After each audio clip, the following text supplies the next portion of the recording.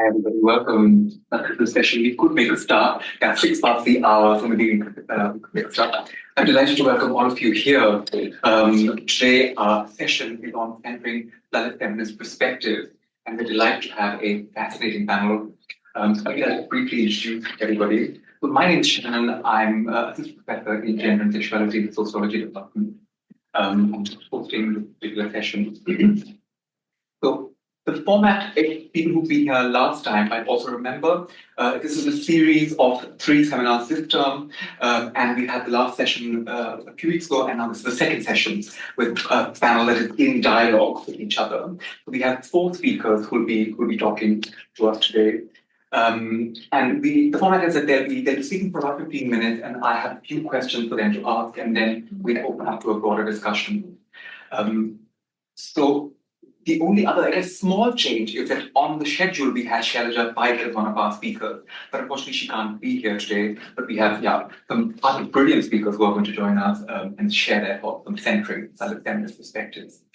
So I'll go ahead and introduce our speakers, and I hope people can hear me online, or is that not loud enough?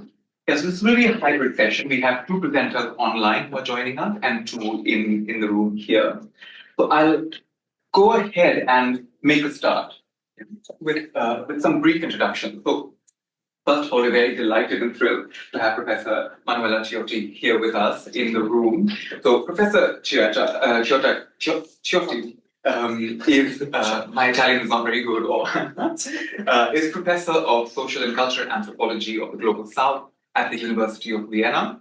She is the author of Retro-Modern India, Forging the Low-caste Self, and editor of the volume Unsettling the Archetypes, Femininities and Masculinities in Indian Politics.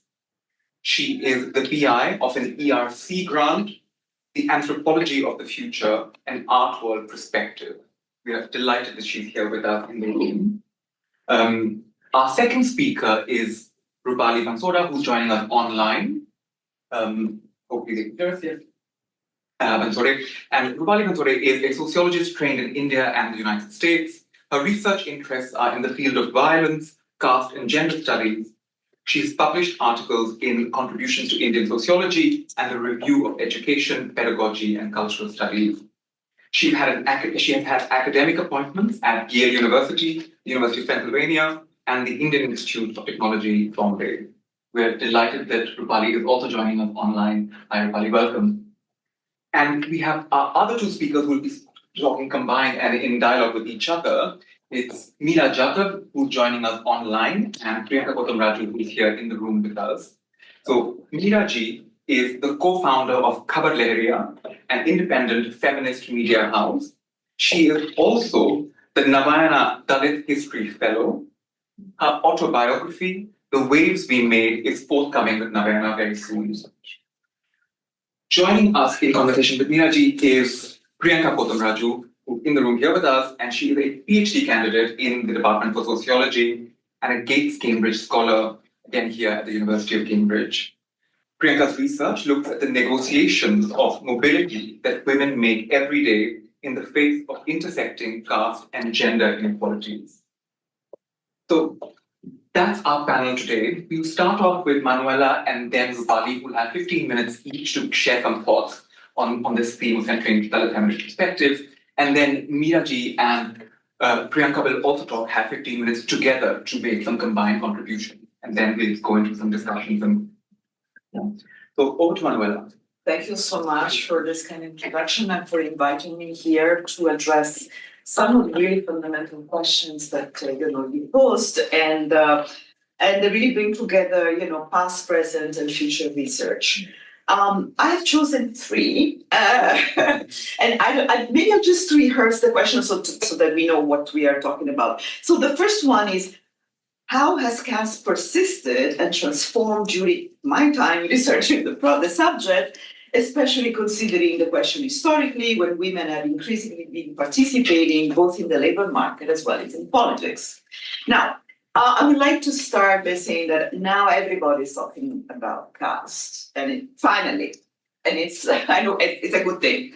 And actually, if we think about it, scholarship on untouchability has been produced for decades.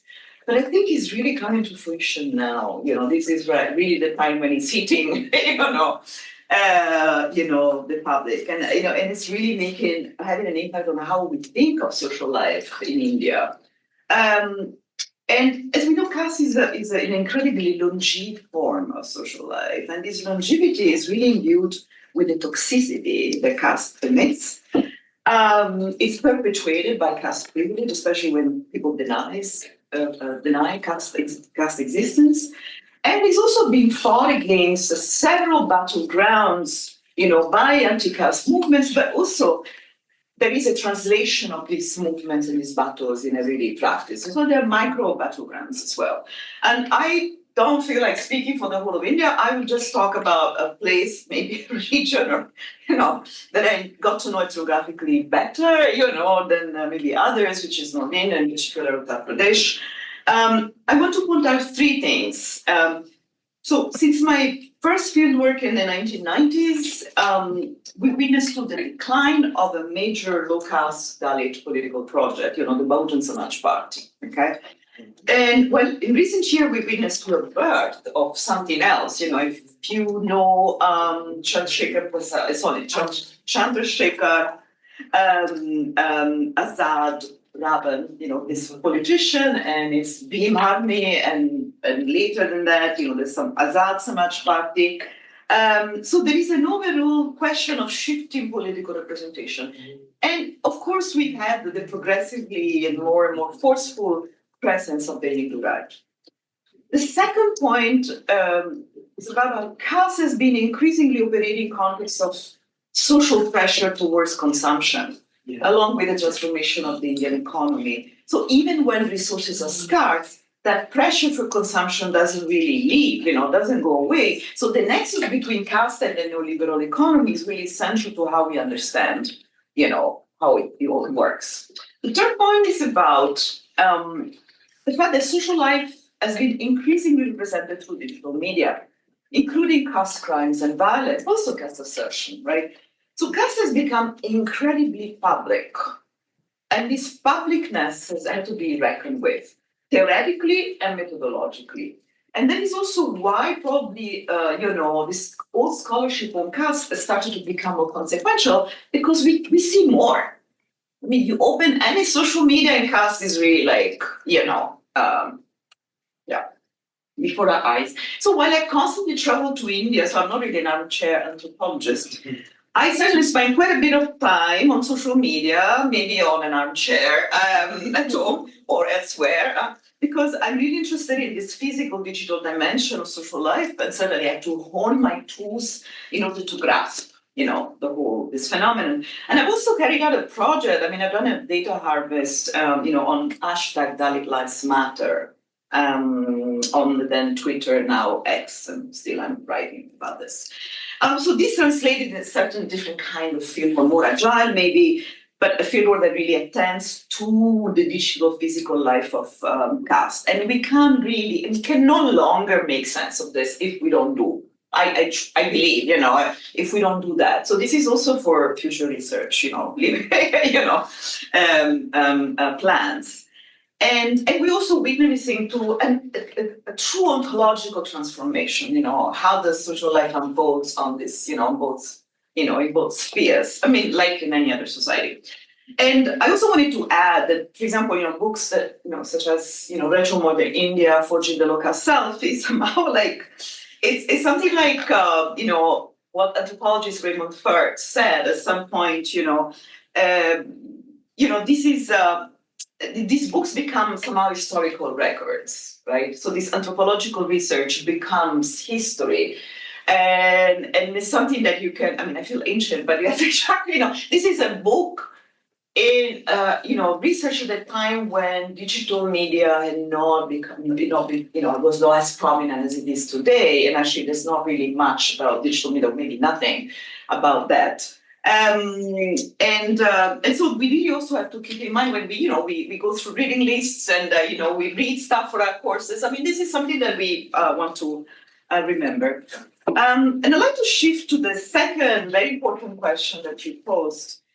Since the time I was a student, actually in this country, Tennessee, how have the discussions on Dalit feminism evolved? What were the difficulties that I faced conducting my work?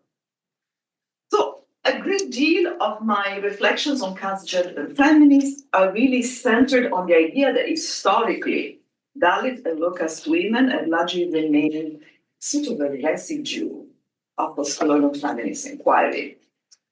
And I've argued, made this point actually back in 2017. But why is this? Okay, so I argue that post-colonial feminist scholars have been working towards the retrieval of the so-called third world woman's internal difference in reaction to the discursive colonization of dominant white feminism that actually viewed this woman as a very monolithic, being. So the goal of the retrieval was to recover internal differences within third world women constituencies.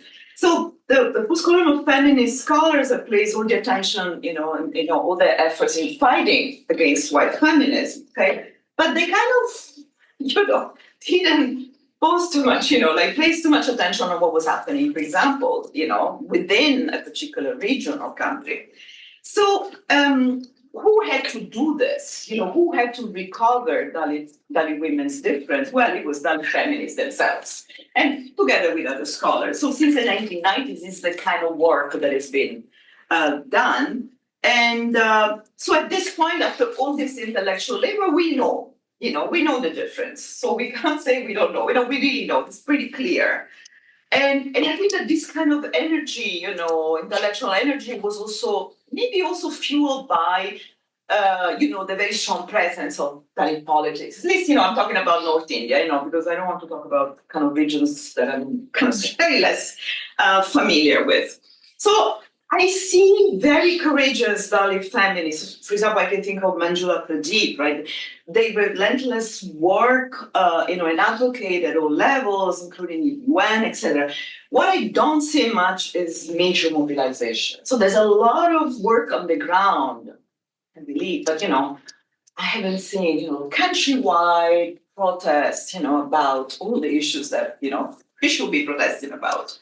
And the other interesting thing is that, after all, we see that a great deal of Dalit interventions within the scholarly field and in the public sphere have been largely by male scholars. And actually, so there is a pretty pan-Indian absence of Dalit women's voices, for example, as academic and public intellectuals. And, Shailaja, is really a rare and invaluable voice. And I'm really also glad to register, we're just talking with Shannon, to register a wave of Dalit Dalit Bahujan theorization, which certainly has already made changes, in the way we think of caste society. But during my fieldwork, I was also trying to understand what was feminism all about, this long-standing question. And I found very useful to think of Saba Mahmood's, very provocative argument, and I just want to quote from her, please bear with me. She talks about, she argues that the normative political subject of post-structuralist feminist theory often remains a liberatory one. So the agency of the subject is conceptualized on the binary model of subordination and subversion. Okay, so this is a subject that is trapped in between these two and trapped within the logic of either repression or resistance. And so what she says, we need to really detach the notion of the agency from the goals of progressive politics. And this is really, these are the words. So the cornerstone of this argument is really the critique to the subject of freedom, okay? So it's not that all the women want to resist against male domination. So her idea of agency, is really placed on, reshaped by this argument. She really wanted to resist what she called the naturalization of freedom as a social idea. Now, so I really wanted to use this theoretical toolbox to think of the Bahujan Samaj women activists I was working with, in the UP state capital of Lucknow. And it didn't work. Okay, it just didn't work. But it was a good thing that I understood that it didn't work, via this really powerful, argument. Because during my fieldwork, male norms and restrictions emerged as a shared, gender repertoire among so many women. Like all they said, Purush Pradhan, a male head, everywhere. And it's really impossible to understand fully where this, feminist, something that we would call feminist, awareness and epistemologies come from, because nobody was really affiliated to any feminist organization except for one person. Okay? So there isn't that institutional discourse behind this. The women knew every time you entered a household, or even party spaces, everything was really clear. So I really tried to bring to the fore the vernacular within this idea of feminism that we all, grapple with, and again the epistemologies that come with it. I come now to the third question that I chose from the list, which is the following: looking ahead, what do you consider to be the most prominent areas for future research in this field, especially for young scholars in this session? Okay, so in 2022, I held a conference in Vienna, where I'm based at the University of Vienna, titled Infinite Affinities, Caste and Race, Cosmopolitics. I wanted to really understand the work of these two categories differently, okay? And this is, I react to the ways we, too many times, differences between caste and race are sacrificed on the altar of solidarity. But whose solidarity, and with whom, really? And since the 19th centuries, political leaders, scholars, and activists have engaged with caste and race in trying to understand the combined effect, the ways in which they might illuminate one another in order to build transnational solidarities. Analogies between caste and race have been key to these efforts. But scholars have also highlighted the neglect of comparison between the two. Okay, I mean, one thing is to do research using analogy, and another thing is to do research, using comparison. I mean, the two things can also come together. They might again illuminate one another, but it's not one and the same. And again, analogies are somehow, they also kind of been used to, again, forge solidarities, okay? But analogies cannot really answer the question of difference between the two. And that's where I'm after this difference, And I will argue that really that we need to make an effort. We need to understand these differences. Even if scholars talk about thick solidarities, etc., but we also know how this thick solidarity idea is under siege, I would say, or sometimes it really fails. We see it, in the world today, and why not really start to compare, to make robust comparisons, between caste and race.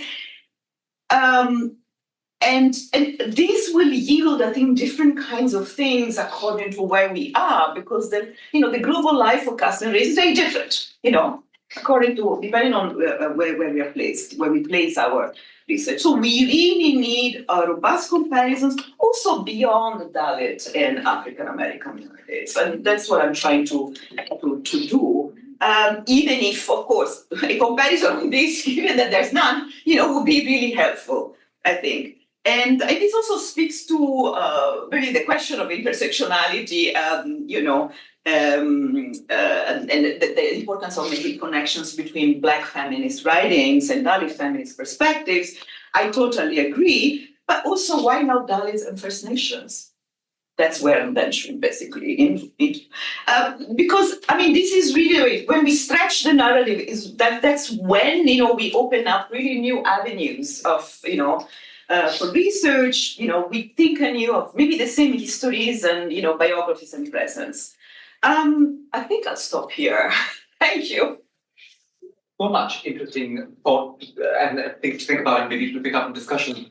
Maybe we'll turn to Rupali, if Rupali, you're okay with that. And yeah, another 15 minutes or so for your thoughts. Yes, thank you so much. Thank you for Professor Ciotti. I think you really laid out a map for my presentation as well, the points that you discussed. I think I will also go back to them during my presentation. Thank you so much for the introduction and making me part of this event. As it was introduced, I broadly research violence, particularly caste violence against Dalit women. Um, uh, I will try to delve around the three intriguing questions that were shared for this panel discussion. The first question was how has caste persisted and transformed during my time researching the subject, and how have the discussions around Dalit feminism and intersectionality evolved during this time. So, due to my own incapacity and the paucity of time to connect it with caste, I will leave the intersectionality bit and amalgamate the two other questions that are asked and address the issue that I see as a foundational as I see as foundational to the turns in Dalit feminism that, in my observation, have unfolded in the last let's say 3 to 5 years. I argue that casteism, or to put it directly, upper casteism has permeated into the way Dalit feminism is currently existing. If not the ism itself, then at least its practitioners, which has led to the later lose their what I call in this presentation the Dalit ideals or the Dalit ways of being and doing, which essentially constituted the Dalit and the Dalit feminism. I would like to make here a demarcation between Dalit women and Dalit feminists. For the formers, they are have-nots, the proletariat, if I may call them that, and they still do uphold Dalit ways of being and doing because they cannot do without them. Um, so why this change among Dalit feminists has occurred, the socio-political and material dynamics that has led to this transformation, and where all we could see these changes transpiring are the topics that require further research. And I hope scholars sitting in the audience will talk about these topics and conduct further research on it. I further argue that Dalit feminism, as Reg has also put it, has to somehow reinvent its conceptualizations and politics to encounter the challenges that we as a world face today. It should not limit itself to individuals or to Dalit women as its own territories. Instead, it should become the force that speaks of the concerns of all the oppressed in the world. Um, so, solidarity beyond Dalit community is what I'm referring to over here. The second set of questions that the panel that was and that was given to the panel was what is the place of endogamy in the reproduction of caste, and how does women's sexuality continue to affect caste boundary making.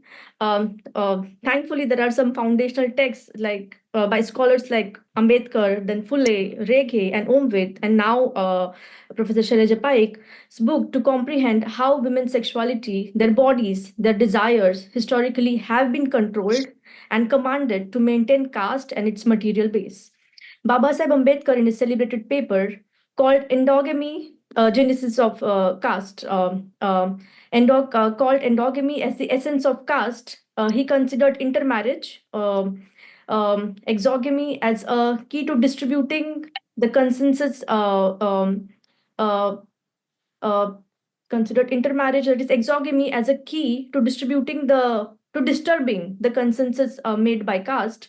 As you all may know, lower caste were not very stringent around. I'm sorry, the sun is coming on my face right now. The lower castes are not very stringent around intra-community marriage. Well known but hardly talked about fact remains that current generations of Dalits and their ancestors must actually be products of intercaste marriages and relationships. Unlike racial dynamics elsewhere in India, color does not determine the difference between two different castes, so much at least. It was a common practice among lower caste to marry outside their caste. They weren't and still aren't opposed to remarriages either. Living partners, having affairs, doing second, even third marriages were not out of place instances among Dalits or even lower castes. So mixed offsprings were common. Studies researching these topics are again yet to be done. However, in recent years, there has been an aversion, even among Dalits, towards intercaste marriages. And this could be seen from recent case studies, from recent atrocities against backward caste boys by Dalit men, particularly when the marriage is between a Dalit girl and some other lower caste boy. Such instances of intercaste marriage has also led to honor killings by Dalits. Although few in number, such exceptional cases have received heavy criticism from Dalit activists, particularly male activists in Maharashtra. However, there is hardly any critique made by Dalit feminists about such killings. Instead on social media, we often see Dalit feminists question and critique mixed caste people for claiming Dalithood, revealing their uneasiness with others entering the Dalit community and claiming identity as Dalits. Reghe in her work time and again has indicated the now famous dynamic of Savarnization of women's movement and masculinization of Dalit movement to reveal the dominance or domination of upper caste women in women's movement and male dominance in Dalit movement, leaving no space for Dalit women to convey their views, mainly their experiences and their histories of resistance.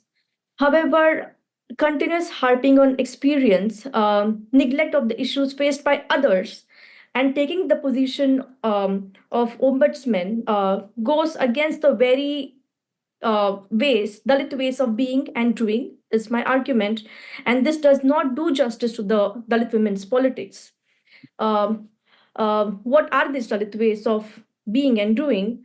As a researcher of violence, my observations may be limited over here, and I have the ideas that I have listed over here are not exhaustive of Dalit ideals. However, this is just an attempt to collate them here. Shailaja Paik, in her book *The Vulgarity of Caste*, employs the Marathi term called manuski, which in English would mean as humanity, to give its however, Pike gives varied meanings for Dalits, particularly its connotation as Dalit dignity. She rightly points out that Dalits, more so the subjects of her book, the female tamasha dancers, were considered dishonorable, dirty, impure. So for them, the meaning of manuski would be different from what it would mean for others. Here, I use the term humanity or manuski to entail broad-mindedness, wholeheartedness of the lower caste towards others, even upper caste, who were oppressed by the caste system. Best example would be Ambedkar and Mahatma Phule.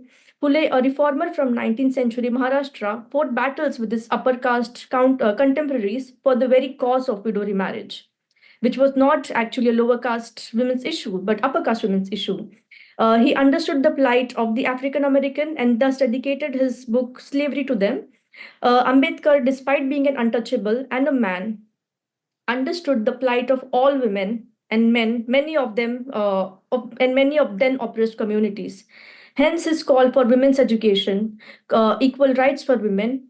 Pike writes, Ambedkar deployed Manuski to enable a far wider conception and politics of the good, self-mastery and recognition. To Ambedkar, to be Manus means human, is to be or is not to be and in brackets or behave like slave. Most importantly, he declared, ours is a fight to achieve Manuski. In Pike's word, Manuski brought together moral and material claims about fundamental equality and possessed the potential to connect with people or with communities across caste, class, political, and religious division.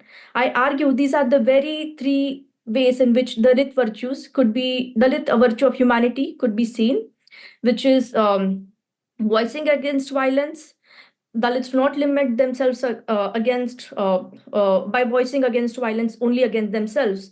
If they see a laborer being exploited by the masters, they will go and fight with the master.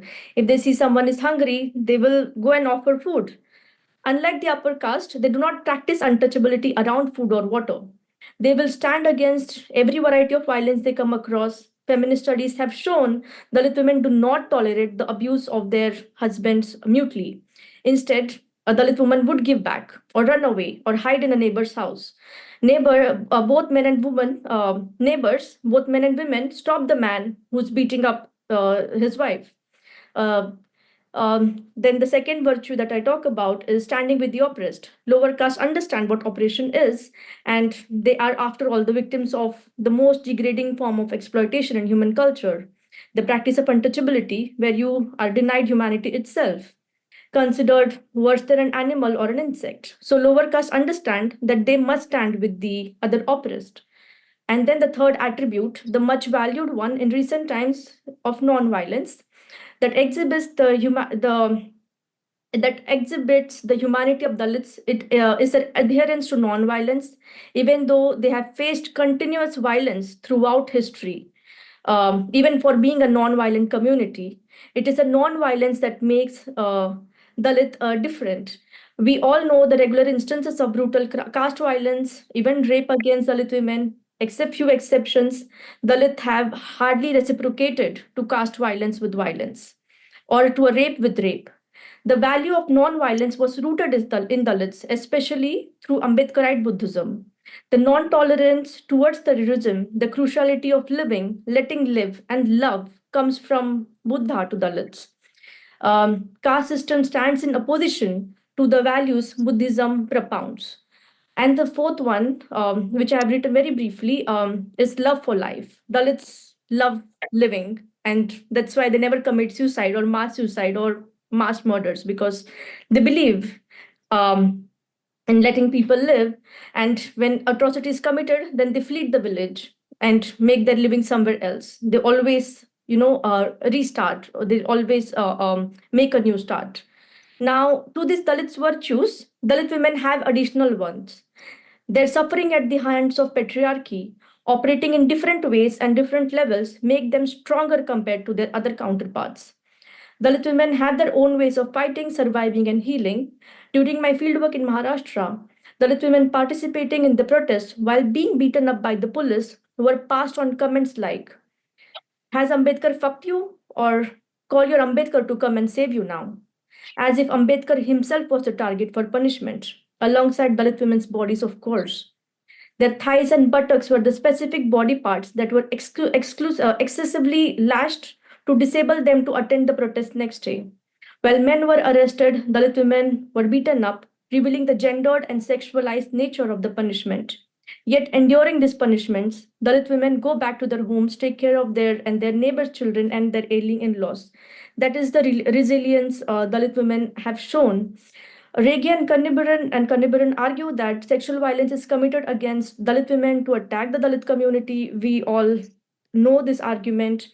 In such cases, Dalit women bodies are used as battlegrounds, as we also see from the example I mentioned above from my fieldwork, to teach the community a lesson, to show them their position. By now, these conceptualizations and correlations are well known among scholars of caste. After Rege, several scholars have compared the Dalit women's case with African American women's position and Dalit man's with African American man's. Such comparisons are drawn to show the low position designated to the subject vis-a-vis upper caste or white counterparts. However, Dalit feminist standpoints require Dalit feminists to go beyond these direct correlations and observe oppression faced by other communities as well. Hence, here the direct case would be to object and condemn the murder, rapes, and sexual mutilation against one of the most historically oppressed group, the Jews and the Jewish women, by the Islamic terrorist organization Hamas on 7th October last year. Further support should be extended to even Iranian women's movement that is fighting against morality code Iranian women are subjugated under.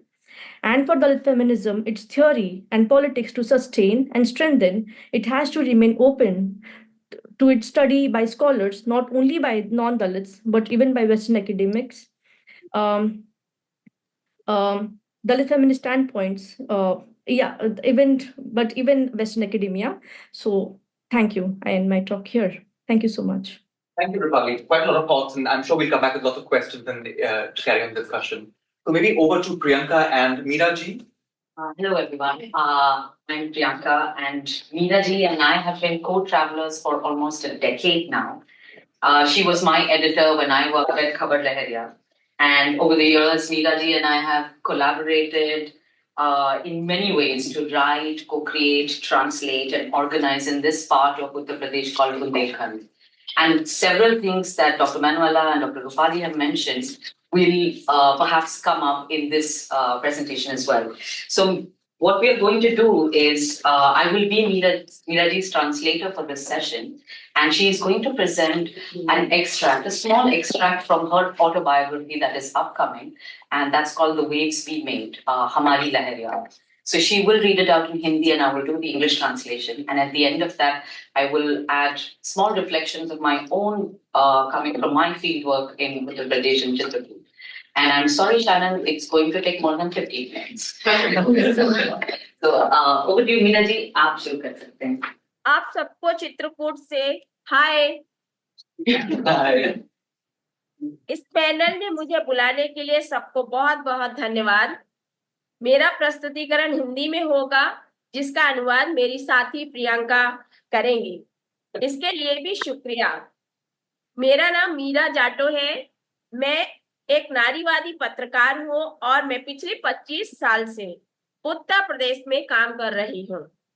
मेरी शुरुआत महिला समाख्या से हुई और फिर मैंने 2002 में खबर लहरिया नामक बुंदेली अखबार को शुरू किया, जिसकी संपादक भी मैं थी.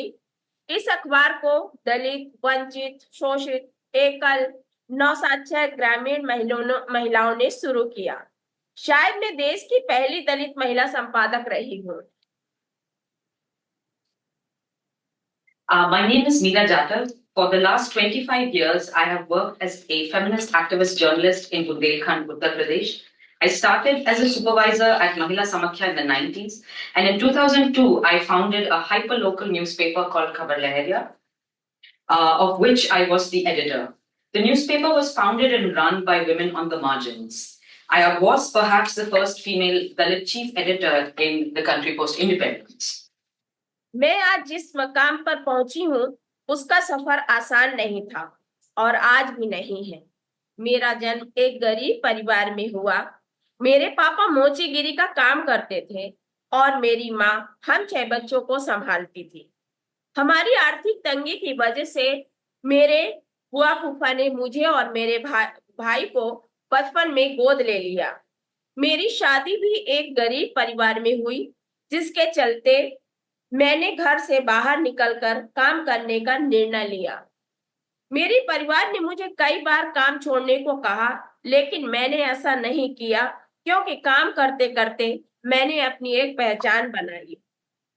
It was a long struggle to get to where I am today. I was born in a poor family. My father was a cobbler in Manipur, and my mother looked after the 6 of us. Due to our poverty, my aunt and uncle adopted me and my brother when we were just children. I was also married into a poor family, and given our financial circumstances, I decided to work. My family has asked me many times over the years to give up work, but I never have. I found a sense of self through my work that I did not want to give up. 31 मई 2002 को खबर लहरिया का पहला अंक निकला. हमने 1000 copy छपवाए, जिनको चित्रकूट जिले के गांव में वितरण हमने खुद किया. हमारे अखबार के आने से जिले में हड़कंप मच गया. लोग ये पूछने लगे कि कौन है ये अनपढ़ ग्रामीण महिलाएं जो अपने आप को पत्रकार समझ रही हैं. लोग ठहाके मारकर हंसने लगे कि दलितों में इतनी बुद्धि कहाँ की, वो राजनीति की बात करें. लोग ये पूछते थे कि तुम्हारे पति या पिता ने तुम्हें घर से कैसे निकलने दिया है. क्या यह मेहरिया अपनी जगह भूल गई है? Our first edition of the newspaper was published on 31st May 2002 with a print run of 1,000 copies. which we distributed ourselves in the villages of Chitrakoot. Our arrival caused quite a commotion in the district. Who were these uneducated rural women calling themselves journalists? When did Dalits become so intelligent that they dared to write on politics? Why have your father/brother, husband, family allowed you to leave the house and the village? Have you forgotten your place? These were the questions that they were asked. Uttar Pradesh तब एक पुरुष प्रधान समाज नारीवादी जाति विरोधी झंडा लहराने का काम किया, जिसकी वजह से हमारा समाज हिल गया। जहां बुंदेलखंड की हर औरत को घर और खेत तक सीमित किया जाता था, वहीं हम अपने लिए नई नई जगह और पहचान बना रहे थे। Uttar Pradesh was and is, like Manuela said, a Purush Pradhan, a male-dominated society. In such an entrenched patriarchy, we were waving our flag of feminist, anti-caste thought. Society expected all women to confine themselves to the house and the field, whereas here we were dreaming up and creating new possibilities for ourselves. सबसे पहले अंक में हमने हमारा संदेश दिया। खबर लहरिया मन से बनाइबे, जगह जगह जानकारी लहराइबे। हमारी टीम में मैं थी, शांति थी जो कोल जाति से थी, वो एकल महिला थी जो अकेले अपने 5 बच्चों की परवरिश कर रही थी। सोनिया भी कोल जाति से थी, वह भी एकल महिला थी जो अपने 2 बच्चों की देखभाल कर रही थी। सोनिया ने अपने पति, देवर और बेटे के साथ बहुत हिंसा झेला था। शांति और सोनिया दोनों नौसाक्षर थी। टीम में कुसुम भी थी जो 10वीं तक पढ़ी थी और काम की तलाश में थी, वो चमार जाति से थी। शोभा भी चमार जाति से थी और एकल महिला थी, उसने भी पारिवारिक हिंसा बहुत देखी थी। मेहरुनिशा बहुत ही गरीब मुस्लिम परिवार से थी, वो 8वीं क्लास तक पढ़ी थी। यहाँ गौर करने वाली बात यह है कि पिछले 2 दशक में खबर लहरिया जैसी संस्थाओं की तरक्की खूब हुई है, लेकिन क्या यही तरक्की क्या हम औरतों की हुई है, जिन्होंने इस जगह को खड़ा किया और इसका फैलाव किया? We wrote a message for our readers in the first edition that told them who we were, what our objectives were, why we felt the need to have a newspaper in our vernacular language. I was the most experienced and educated person in our team. There was also Shanti, who belonged to the Dalit Kol caste. She was a single mother of 5 children. Sonia was also a Dalit Kol, mother of 2. She had separated from her family after facing violence from her brother and husband and brother-in-law. Both Shanti and Sonia were neo-literate, meaning they had attended a 6-month adult literacy training program under Mahila Samakya. There was Kusum, a Chamar who had studied till class 10 and was looking for any kind of job to support her family. Shobha, a Chamar woman, a single woman who had separated from her family due to violence and needed a job to support herself. Mehrunissa came from an extremely poor Muslim family. She had studied until class 8. Now, when I look back, I am struck by how much has changed for an organization like Khabar Lahariya, how far it has been able to come. And then I wonder if we women have managed to make similar strides in our lives. हम दो के जोड़े में गांव से खबर लेकर आते थे, जिन पर लंबी चर्चा करते थे। हमारी शिक्षा का स्तर ज्यादा नहीं था, ना ही हमारे पास पत्रकारिता की कोई डिग्री थी, लेकिन फिर भी हम ऐसे मुद्दों को उजागर करने लगे जो औरतों की जिंदगी से जुड़ी थी और जिसकी बात कोई नहीं करना चाहता था। हमारी खुद के जीवन में हिंसा का साया हमेशा था, इसलिए हमारी खबरें भी हिंसा की बात करती। यह हमारी पहचान बन गई। We went to villages in pairs to gather news, which we discussed amongst ourselves at length. While we did not have degrees in journalism, we found it natural to highlight issues that were related to women's lives, which no one wanted to talk about. Violence was very much a part of our own lives, that we wanted to talk about nothing else. This became our pehchan and our identity. ये दिसंबर 2003 की बात है। हमने सुहागिया नामक दलित महिला की खबर लिखी, जिसकी वजह से जिले में तहलका हो गया। 22 दिसंबर को दस्यु प्रभावित मानिकपुर क्षेत्र के करौहा गांव की रहने वाली सुहागिया को पुलिस ने बेरहमी से मारा।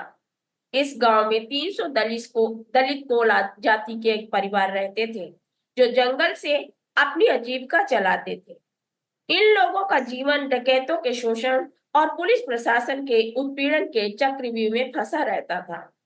उस दिन 55 साल की सुहागिया को पुलिस ने डकैतों को खाना देने के शक में घर से घसीटकर मारपीट किया। वो महिला एकदम सन्न हो गई क्योंकि वो अपनी बकरी को चराकर घर वापस आई थी। पुलिस ने उसकी एक नहीं सुनी और उसे डंडों से मारा। लगभग 8 पुलिस वालों ने एक महिला पर हमला किया। सुहागिया को गांव के सामने बेपर्दा किया, उसे बांधकर 500 मीटर घसीट कर ले गए।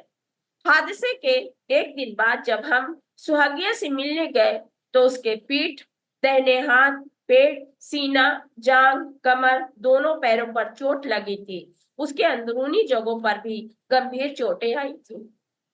One of our first reports that caused a stir was about a Dalit woman named Sohagya. On December 22, 2003, Sohagya, a resident of Karonha village of Manipur, which was a dacoit-dominated region, was brutally assaulted by the police. 300 Dalit gold families lived in Karonha who depended on the forests for livelihood. They were simultaneously exploited both by dacoit gangs and the police and forest department. On that day, 55-year-old Suhagya was dragged out of her house and beaten by the police on the suspicion that she had served food to criminal gangs. 8 policemen assaulted one woman. She was stripped naked and paraded in the village, tied up and dragged. When we met Suhagya a day after the incident, she had injuries on her back, right hand, stomach, chest, thigh, and both legs. Serious injuries were also found to her intimate body parts. इतनी बड़ी घटना हुई और चित्रकूट के सारे अखबार चुप थे क्योंकि पत्रकार तो पुलिस प्रशासन के भक्त और चमचे थे। सुहागिया की बात को हमने अपने फ्रंट पेज पर छापा। इस अंक का वितरण करना हमारे लिए पहाड़ टूट पड़ना जैसा था। एक के बाद एक लोग हमें गाली देते, ऑफिस में, घर पर, हर जगह पर पूछने आ गए कि पुलिस के खिलाफ खबर निकालने की हिम्मत तुम औरतों ने कैसे की। कुछ प्रशासनिक कर्मचारियों ने कहा, तुम महिलाओं को करबी में या अपने परिवार में रहना है या नहीं।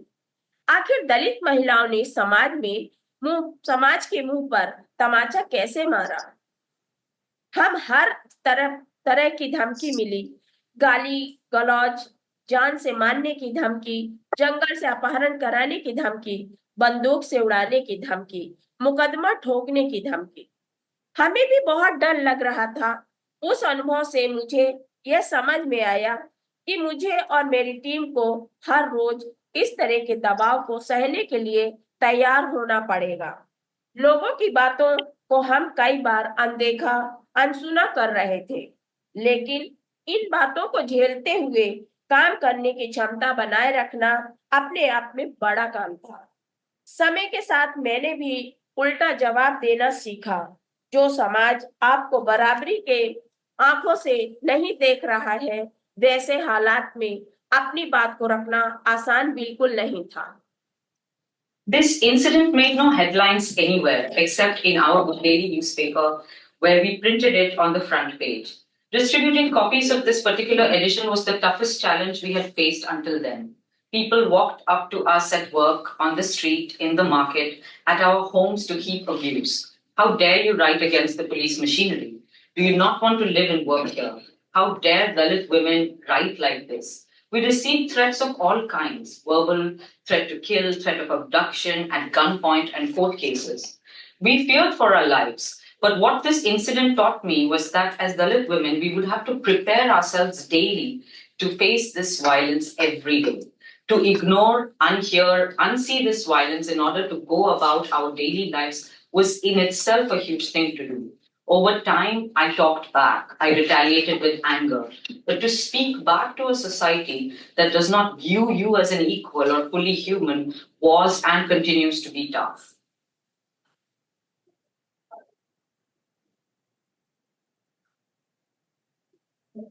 बुंदेलखंड में हमारी यह पहचान बनी। लोग हमें यह कहकर ताना देते थे कि देखो चमार आ गई, चमरापन दिखाने। लोग ये कहते कि हम गांव व परिवार का माहौल बिगाड़ने का काम करते हैं, कि हम महिलाओं को भड़काते हैं। जब 2005 में 75 साल की राम कुमारी को सती होने के लिए उनके परिवार ने मजबूर किया, तो हम इस खबर को कवर करने गए थे। मेरे पहुंचने से पहले ही लोगों ने मुझ पर केस ठोक दिया। अन्य मीडिया में खबर चलाई कि मैंने महिला को उसके पति के खिलाफ भड़काया था। मैं जब राम कुमारी के घर पहुंची तो लोग हाथ में नारियल, बतासा, पान लिए सती की पूजा कर रहे थे, जिससे गांव पर कोई संकट न आए। ये चीजें देखकर मुझे बहुत कष्ट हुआ कि एक महिला को मोहरा बनाकर उसकी हत्या की गई और लोग उसकी पूजा कर रहे थे। 2021 में मैंने अपनी आत्मकथा हमारी लहरिया को लिखना शुरू किया, क्योंकि मैं अपना सफर अपने शब्दों में सबके साथ शेयर करना चाहती हूँ। इस किताब में मैंने अपने और मेरे साथियों के 2 दशक के सफर को पलट कर देखा है। हमारा जीवन निरंतर संघर्ष का जीवन है। हमें हर एक हक के लिए लगातार लड़ना पड़ता है। मेरी लड़ाई तो आज भी जारी है। Fearlessly and regularly talking about women's experiences of violence became our identity in Bundelkhand. People made all sorts of comments and taunts that we had come to spoil the village dynamics, that our work was to provoke women to make problems in families. When the 75-year-old Ram Kuwari was forced by her family to commit sati in 2005 in Banda district, we were blamed for it. We went to report on this story after Ram Kuwari's death, but people had already filed a case against me, and media had begun to report that I had instigated Ram Kuwari against her husband. When I finally reached her house, people were worshipping Sati with coconuts, sweets, and betel leaves to avoid any crisis on the village. It was extremely painful for me to see that a woman was murdered and people were worshipping the murderer. In 2021, I started writing my autobiography, The Waves We Made. Khabar Lahariya is a storied phenomenon, but I wanted to share my story of my newspaper and my voice. This book is not just about my journey, but also my fellow travelers. For us, our journey is a lifelong struggle, and I am still fighting. This is the end of Meera's extract from the book. I would like to offer some of my own reflections from Chitrakoot, where my fieldwork is based, and through Khabar Lahariya, where I've also worked. I actually started my research with the idea that Manuela and Dr. Shailaja have talked about, which is there's a trope of Dalit women that we look at. They're either victims, as you said, they're either repression or resistance. That's the way we're looking at them. What else is part of Dalit women's lives? And we need to retrieve the Dalit woman subject in order to understand what else is constituting in the making of their selves. That is what I started out with. And I started mapping the journeys that women were making in order to attain social mobility and their everyday negotiations, their aspirations, and how they would try to go about getting ahead in life. And in what I found was that in those journeys, there was sites of resistance. So what I call them as sites of resistance, where you would see the tension that is produced by these interlocking oppressions that we talk about, the interlocking oppressions of caste, class, and gender norms. Various sites of resistance were emerging. And it's not a really big word, resistance. There would be things like khulapan in their lives, to be able to wear clothes that they wanted, to be able to take a ride somewhere. So these small acts of resistance, sites of resistance, actually demonstrated the tensions that social processes or interlocking oppressions were producing. And in a way, I felt that the experience of Dalit women was telling us about what all women were going through and which we could not talk about. So in a way, just to invert what Dr. Manuela was saying, that there was Savarna woman construction and Dalit women became the residue category.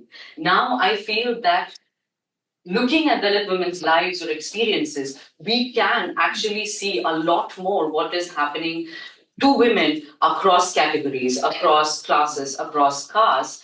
And that to me is quite interesting and quite important. That just to end with, like, Gayatri Surak said, can the subaltern speak? But I feel like the subaltern has been speaking for all of us, and we've not really been paying attention. Now we'll end our presentation here and come back with questions.